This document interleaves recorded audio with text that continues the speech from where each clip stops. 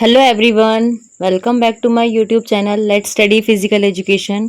So my dear students, हमने अपना class 11th का फिजिकल एजुकेशन की बुक को स्टार्ट किया था। हमने आज तक अपना चैप्टर 1 कंप्लीट कर दिया है। तो आज से हम इस वीडियो में अपने चैप्टर 2 को स्टार्ट करने जा रहे हैं। ठीक है, जिन लोगों ने मेरी प्रीवियस वीडियोस नहीं देखी हैं वो आप लोग जाके वीडियोस देख सकते हैं ताकि आप हमारे साथ कंटिन्यू सिलेबस को कवर कर सके। ठीक है, और जो लोग कंटिन्यू बने हुए हैं वो हमारे साथ चैप्टर 2 हम स्टार्ट करने वाले हैं, तो आज से कंटिन्यू हमारे साथ बने रहना। ठीक है, so dear students, once again I welcome you all to join us and learn together physical education. So, all my dear physical education lovers, I thanks to all for giving me lots of love and support. So, without any delay, we will start our today chapter 2. Okay, shall we start now? Hey, I want to tell you one thing. अगर आपको मेरी videos helpful लग रही हैं तो आप लोग इस चैनल को आगे सब्सक्राइब करना और जितना हो सके ज़्यादा से ज़्यादा वीडियोस को शेयर करना। ओके, सो हम अपना स्टार्ट करते हैं। First topic, ancient Olympic games. हम यहाँ पर इस वीडियो में हमारे जो एंशियंट ओलंपिक गेम्स थे उसके बारे में डिस्कस करेंगे कि एंशियंट ओलंपिक गेम्स में क्या होता था, वो किस तरह से ऑर्गेनाइज किए जाते थे, उनमें कौन कौन से इवेंट होते थे, हम उस सब वो कब स्टार्ट हुए थे, कब वो फिनिश हुए थे, देन उसके बाद मॉडर्न ओलंपिक गेम्स कब हमारे वर्ल्ड में, हमारे हिस्ट्री में कब वो एंटर हुए। तो इस सब के बारे में हम यहाँ पे स्टडी करेंगे। ठीक है, ठीक है, will start. The ancient Olympic Games were organized in honor of Zeus, the ruler of Greek gods and goddesses, as a part of religious festival. जो हमारे ओलंपिक गेम्स थे वो ऑर्गेनाइज किए जाते थे जो ज्यूस गॉड थे। ठीक है, ग्रीक के गॉड थे, गॉड एंड गॉडेसेस थे, जो ग्रीक वाले लोग अपने भगवान को मानते थे ना, उनका नाम था ज्यूस। तो उनके ऑनर में ना ये ओलंपिक गेम्स हमारे कराए जाते थे। ठीक है, then Olympic Games or Olympic get their name from Mount Olympus, the highest mountain in Greece, और Olympia, a town in Hellas in ancient Greece। जो हमारा ओलंपिक गेम्स का नाम ओलंपिक्स पड़ा था ना, वो हमारा पड़ा था माउंट ओलंपिक। माउंट ओलंपस हमारा एक हाईएस्ट माउंटेन था ग्रीस में। ठीक है, तो जहाँ पर ये कंडक्ट कराए जाते थे सबसे पहले एंशियंट ग्रीस में, वहाँ पर जो माउंट ओलंपस था, एक हाईएस्ट माउंटेन जहाँ पर ये कंडक्ट होते, तो उसके नाम से इन गेम्स को उन्होंने ओलंपिक गेम्स रख दिया था। ठीक है, then the festival and games began in 776 BC at Olympia.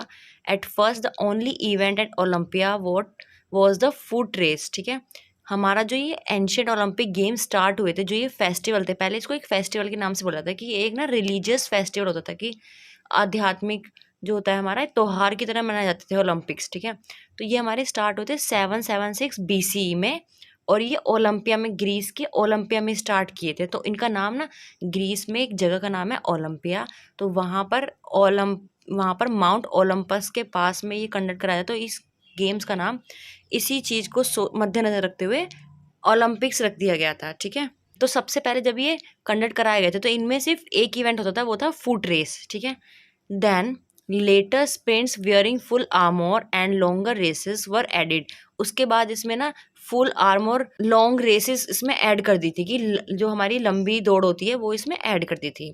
ठीक है, उसके बाद क्या हुआ था, chariot racing and combat sports such as a boxing and wrestling were soon regular features too. उसके बाद इसमें कैरियोट रेसिंग और कॉम्बैट स्पोर्ट्स, जैसे जो हमारे कॉम्बैट स्पोर्ट्स होते हैं, जैसे हमारा रेसलिंग वगैरह हो गया, इस टाइप के जो कॉम्बैट स्पोर्ट थे, कुछ उन्होंने अपने जो स्पोर्ट्स थे वो ऐड कर दिए थे। For example and wrestling. ठीक है, देन क्या होता है, the open air track for horse racing was called a hippodrome. उसके बाद इसमें एक नया इवेंट ऐड किया गया which is open air track for horse racing के लिए, कि ओपनली एक हॉर्स रेसिंग होती थी। ठीक है, ओपन ट्रैक पे एक हॉर्स रेसिंग कराई जाती थी, उसका जो नाम था, पर्टिकुलर नाम था, उसे बोलते थे हिप्पोड्रोम। ठीक है, आप ये टर्म याद रखना, उसको बोलते हैं हिप्पोड्रोम। उसको एक हॉर्स रेसिंग का नाम था एंशिएंट ओलंपिक में, हिप्पोड्रोम। ठीक है, next, the participants were free male citizens of different city states with Greece. All participants had to receive 10-month training prior to the Olympic Games.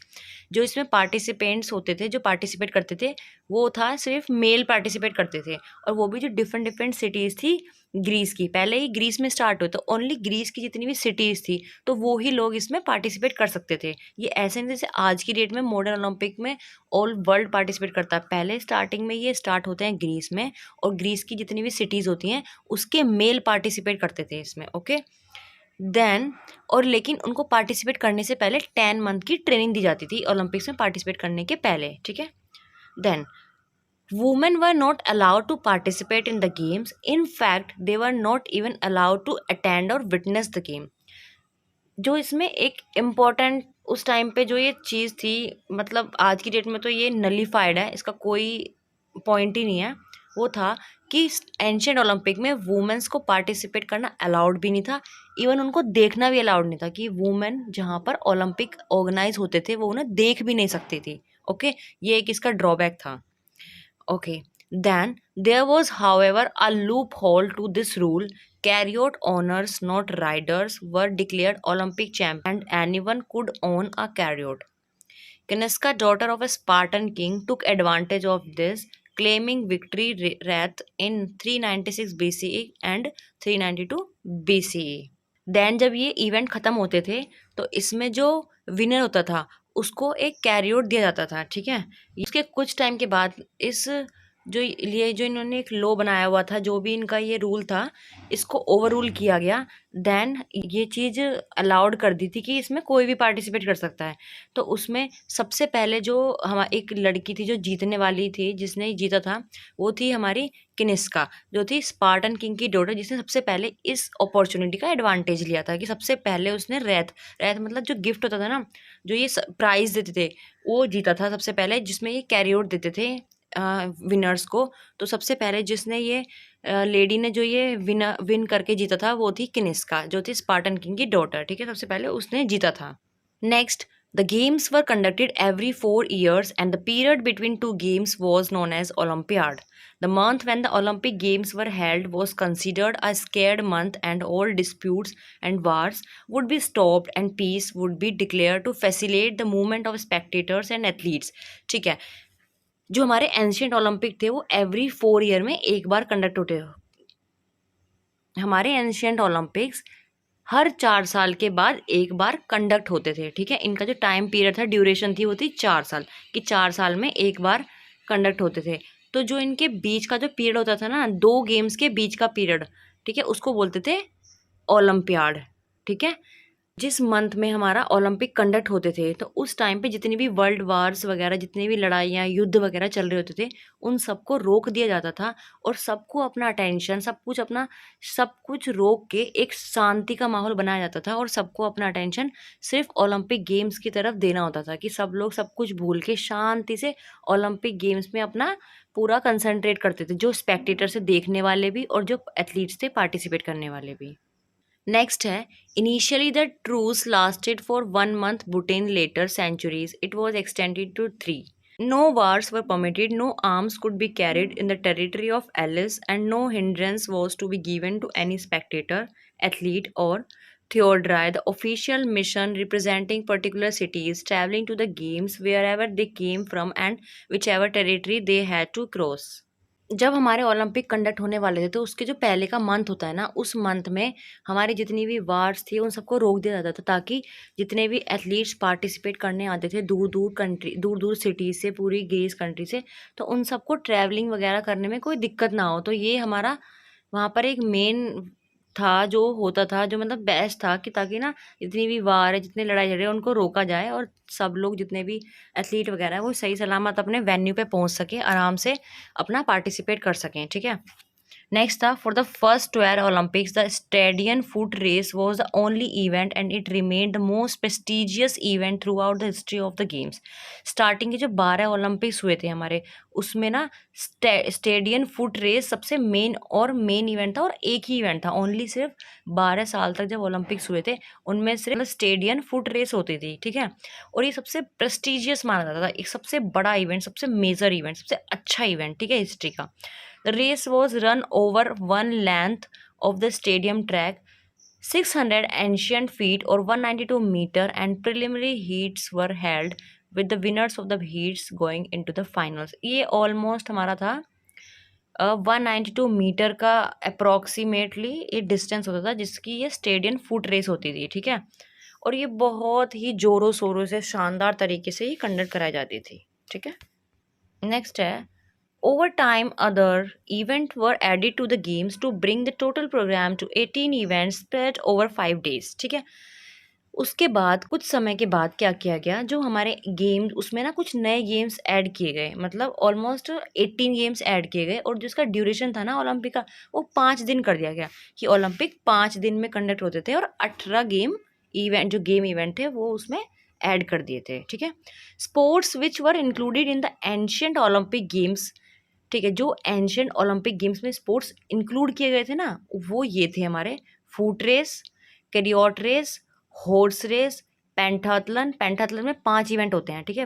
Running, long jump, discus throw, javelin throw and wrestling.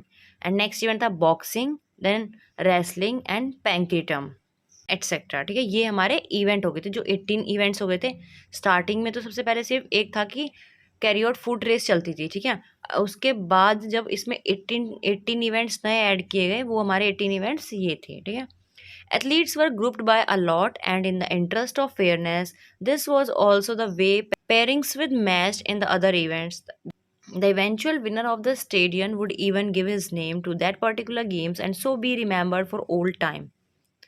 Corybos, a Greek cook, baker, and athlete from Alice, won the stadium race in the first recorded ancient Olympic Games in 776 BCE, ठीक है।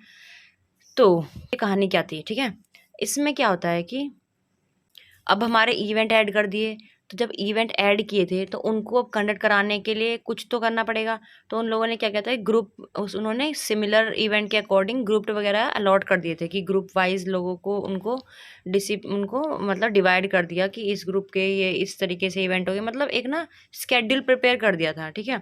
उसके बाद क्या हुआ था, उसी तरीके से फिर ये इवेंट्स कंडक्ट हमारे कराने लग गए थे। नेक्स्ट क्या होता है कि जो हमारा इसमें सबसे पहला स्टेडियम रेस का विनर था, वो हमारा बना था ग्रीक का एक कुक था, जिसका नाम था कोरियोबॉस, ठीक है। वो एक ग्रीक का रहने वाला, मतलब ग्रीक का रहने वाला कुक ऑफ, मतलब प्रोफेशनली कुक और बेकर था, एथलीट था, जो जो एलिस से था, ठीक है। एलिस से था, उसने सबसे पहले हमारी 776 BC एंशियंट ओलंपिक गेम्स में रिकॉर्ड बनाया था, अपना सबसे फर्स्ट रिकॉर्ड था, जिसने स्टेडियम रेस को जीता था, ठीक है। फर्स्ट रिकॉर्ड था कोरियोबॉस का, कोरियोबॉस, ठीक है। ये चीज़ याद करने वाली है, ठीक है। अभी हम इसमें एक चीज़ है जो हमें की पॉइंट्स हैं, हम एक बार वो पढ़ते हैं। जो ओलंपिक गेम्स में कुछ इवेंट्स ऐड हुए थे, उनके की पॉइंट्स हैं कि सबसे पहले उसमें हमारी एक रेस होती थी डायलॉस, ठीक है। डायलॉस किसे बोलते हैं? जब भी ओलंपिक गेम्स के बारे में पढ़ोगे, एंशियंट ओलंपिक गेम्स में, आपको ये कॉमन वर्ड हर बार आपको दिखेगा, कहीं भी पढ़ोगे डायलॉस। तो डायलॉस क्या होता है, ठीक है, the 2 stadium length foot race, ठीक है। जो हमारी सबसे पहले एक रेस कंडक्ट कराई जाती थी ना, 2 stadium foot length foot race, जो हमारी फुट रेस होती थी 2 स्टेडियम की, इसका जो प्रोफेशनल ऑफिशियल नाम था वो था डायलॉस, जो एंशियंट ओलंपिक में यूज़ होता था। उसके बाद एक होता डॉलिकॉस रेस होती थी हमारी लॉन्गर फुट रेस, ठीक है। ये होती थी 7 to 20 स्टेडियम लेंथ की होती थी, इसको ये थी लॉन्गर फुट रेस, और वो थी एक सिंपल जो होती है 2 स्टेडियम लेंथ की फुट रेस। नेक्स्ट हमारा था इसमें रेसलिंग तो आपको पता ही है, ठीक है। रेसलिंग मतलब कुश्ती, ठीक है। नेक्स्ट हमारा था पेंटाथलन में ना 5 इवेंट होता था, ये कॉम्बिनेशन ऑफ 5 इवेंट्स था, ठीक है। इसमें 5 इवेंट हमारे थे कि जंपिंग, नेक्स्ट था डिस्कस था, नेक्स्ट था स्टेडियम और javelin and wrestling. In 5 event का मिला के जो ये इसको बोलते हैं पेंटाथलन। नेक्स्ट हमारा था बॉक्सिंग, ठीक है। इनके ना आपको ये भी दिए कि कब कब ऐड किए थे, जैसे डायलॉस था, ये हमारा ऐड किया गया था ओलंपिक में 724 BCE में। डॉलिकॉस हमारा ऐड किया गया था 720 BCE में। उसके बाद फिर रेसलिंग ऐड किया गया था 708 BCE में। देन उसके बाद फिर पेंटाथलन इवेंट ऐड किया गया था 708 BCE में। उसके बाद हमारा ऐड होता है बॉक्सिंग, मुक्केबाजी, ठीक है। ये हमारा ऐड किया था 688 BCE में। देन हमारा ऐड होता है टेट्रिपथॉन। इसमें क्या होता है, the 4 horse chariot added in 680 BC was run over 10 or 12 circuits of a hippodrome, a version using of also work circuits was added in 384 BC। जो हमारा टेट्रिप्टॉन था ये हमारा 680 BC में ऐड किया गया था। इसमें क्या होता है कि 4 घोड़े होते हैं ना, 4 जो हॉर्स होते हैं उनके साथ में रेस होती है, ठीक है। मतलब आपके एक ऐसे बना होता है कि उसमें 4 हॉर्सेस होते हैं, उसके साथ आपको रेस करनी होती है। नेक्स्ट हमारा होता है कैलिसिस, ठीक है। ये भी हॉर्स रेस ही होती है, ये हमारी ऐड की गई थी 648 BCE में, ठीक है। नेक्स्ट हमारा ऐड किया था पैंक्रेशन। पैंक्रेशन में क्या होता है, पैंक्रेशन ये आपको वर्ड बहुत यूज होगा एंशियंट ओलंपिक में। पैंक्रेशन होता है mix of boxing and wrestling, boxing और रेसलिंग का ना मिक्सचर होता है ये, इसको हम कहते हैं पैंक्रेशन, ठीक है। नेक्स्ट हमारा होता है होप्लीटोड्रोमस। होप्लीटोड्रोमस ये हमारी रेस ऐड की गई थी, ये भी एक रेस थी, ठीक है, 3 to 4 स्टेडियम लेंथ की। नेक्स्ट हमारा apene. Apene a race with carriers pulled by 2 mules, ठीक है। ये हमारी ये भी रेस थी, एपीन रेस थी, इसमें 2 म्यूल्स के साथ में ये रेस करनी होती थी। तो ये हमारी ऐड की गई थी 500 BCE में। देन हमारा कैल्पी।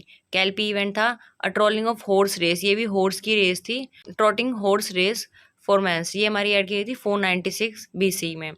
देन हमारा एक इवेंट था synoris. Synoris the 2 horse chariot race run over 8 circuits of hippodrome, ये हमारा था साइनोरिस था, इसमें 2 हॉर्स के साथ ये रेस थी और ये हमारी 8 सर्किट ऑफ हिप्पोड्रोम में होती थी और ये हमारी ऐड की 408 BC में, ठीक है।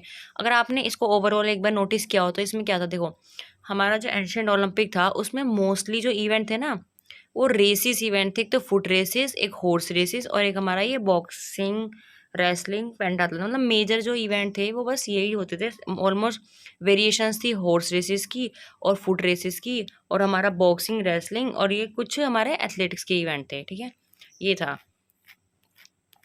सो नेक्स्ट हम आगे बढ़ते हैं। The opening ceremony of ancient Olympic games started with assembly of the competitors, their coaches, their fathers, their brothers and the जजेस in the council house in the front of the statue of Zeus to take the oath, ठीक है। जो हमारी ancient Olympic की जो opening ceremony होती थी, ठीक है, उसमें क्या होता था कि सबको असेंबल करके कॉम्पिटिटर्स को, कोचेस को, उनके फादर्स को, उनके मतलब रिलेटिव्स जितने भी फैमिली मेम्बर्स, ब्रदर्स वगैरह, जज को, काउंसिल के, सबको जो हमारी जीयूस की जो मूर्ति बनी होती थी ना, जीयूस उनके स्टैचू के सामने उनको सबको मतलब एक सीरियल वाइज एक उसमें सामने उनके इनमें फाइल्स में खड़े होने के बाद पर एक ओथ लेते थे, मतलब एक शपथ ग्रहण की जाती थी, ये था इसका Olympic ceremony. Then the competitors took an oath that they would not use unfair means and would participate in the games as per rules and regulation. तो सारे कॉम्पिटिटर्स ना जीयूएस के सामने ओथ लेते थे कि वो पूरे गेम में पार्टिसिपेट करेंगे विद अपने रूल्स एंड रेगुलेशन और फेयर गेम खेलेंगे, ठीक है। नेक्स्ट था द जजेस place that they would be fair and honest in the judgement during the games. तो जजेस थे वो ये ओथ लेते थे, ये प्लेज करते थे कि वो पूरे गेम्स के दौरान एक फेयर जजमेंट देंगे, ऑनेस्ट रहेंगे, ठीक है। Next during the march past the announcer commentators announce the name, father's name and city of the competitors in public and asked whether anyone from the spectators had any kind of objection as regard to their eligibility, ठीक है। उसके बाद क्या होता था, जो announcer और commentator थे वो एक एक प्लेयर का नाम अनाउंस करते थे, उनके फादर नेम अनाउंस करते हैं एंड देन उनकी सिटी अनाउंस करते हैं और फिर सारी पब्लिक से ये पूछते हैं आपको इस कैंडिडेट से या इस पार्टिसिपेंट से कोई ऑब्जेक्शन तो नहीं है, ठीक है। वो लोग उसको एक तरीके से वेरीफाई करते थे, ठीक है। ये एक तरीका था उनका ओपनिंग सेरेमनी कराने का, मतलब ये एक प्रोसेस था जो ओपनिंग सेरेमनी में होता था, ठीक है। नेक्स्ट हम बात करने वाले हैं in the times of the ancient Olympic games there was only one winner, ठीक है। और सबसे मेजर चीज़ ये था कि पूरे ओलंपिक गेम्स में सिंगल एक विनर निकलता था हमारा। The Olympionic the winner of the Olympic games was immediately rewarded after the competition, ठीक है। जो हमारे ओलंपिक गेम्स का विनर होता था, मतलब winner of the Olympic games, उसको कहते थे ओलंपियोनिक, ठीक है, ओलंपियोनिक बोलते थे। और उसको ना ओलंपिक गेम्स ख़त्म होने के बाद जो विनर होता था उसको तुरंत ही अवार्ड दिया जाता था, मतलब उसको तुरंत सम्मानित कर दिया जाता था, ठीक है। A herald announce the name of the winner, then he was awarded olive leaves plucked from the temple of Zeus and that was the highest honor, ठीक है। अब हम बात करते हैं, अब ओलंपिक गेम्स कंडक्ट हो गए, ठीक है, हमारे पास विनर आ गया, तो उस टाइम पे प्राइज़ क्या था, ठीक है। उस टाइम पे जो प्राइज़ था वो था कि ज्यूस के टेम्पल से ऑलिव के पेड़ की लीव्स को तोड़कर, ये मतलब ऑलिव के पेड़ की जो लीव्स होती थी ना, वो ही एक प्राइज था। सबसे बड़ा हाईएस्ट प्राइज माना जाता था, वो था ऑलिव लीव्स। ठीक है, एक जीयूस टेम्पल में ना एक ऑलिव का पेड़ होता था। जब ऑलिव वहाँ पे फेमस पेड़ होते थे तो उनकी लीव्स को तोड़ के, मतलब उसको प्लग करके उनकी लीव्स ना एज अ प्राइज दी जाती थी। ठीक है, ये था उस टाइम का जो था विनर का prize. Then they tied a ribbon of red wool, a tiny, around his head and hand in the sign of victory. साथ में जो एक रेड वूल का रिबन लेके वो उसके हेड पे, सिर पे बांधते थे, और उसके हाथ में एक विक्ट्री का साइन होता था। मतलब हाथ में एक तुमने लीव्स दी, सिर पे एक रिबन बांधा और एक विक्ट्री दिखाई, तो ये हो गया विनर को सम्मान करने का तरीका। Then the official prize ceremony took place on the last day of the games in the raised hall in the temple of Zeus. जो ये ऑफिशियल प्राइज सेरेमनी होती थी, ये हमारी ओलंपिक जो 5 दिन में कंडक्ट होते थे उसके लास्ट डे में हमारी प्राइज सेरेमनी होती थी, और वो भी जो जीयूस का टेम्पल था उसके हॉल में होती थी, सबको सबको कलेक्ट करने के बाद। In a loud voice the herald announce the name of the Olympic victor, his father and his city. जो हिराल्ड होते थे, जो मतलब अनाउंसर होते थे, वो लास्ट डे पे ओलंपिक जो विक्टर था, जो मतलब ओलंपिक का विनर होता था, उसका नाम अनाउंस करते थे, और उसके फादर का नाम अनाउंस करते हैं, और उसकी सिटी का नाम अनाउंस करते हैं, उसको सम्मान करते हैं। Then Helen Decos placed a crowd made on an olive branch, the cotinos on the winner's head. Returning to his hometown, the athlete was welcomed as a hero and was given numerous advantages for the rest of his life. To show that he had become famous, the athlete had the aid to have his own statue erected among other things. ठीक है, जो भी Olympic का winner बनता था उसको ना, अब विनर होने के बाद उसकी जो एक थी, एक तो उसको पॉपुलैरिटी मिलती थी, ठीक है, वो फेमस होता था, और उसको इस चीज़ का बेनिफिट ना लाइफ टाइम तक मिलता था अपना, कि जो भी ये ओलंपिक का विनर था तो उसको जितने भी उसके आगे जितने भी बेनिफिट्स मिलने वाले हैं वो उसको पूरी लाइफ तक मिलता था, और उसको सम्मान के साथ फिर उनको उनके घर पे भेज दिया जाता था सबको। ठीक है, ये हमारा था एंशियंट ओलंपिक की कहानी। अभी इसमें कुछ और है, वो हम पढ़ लेते हैं।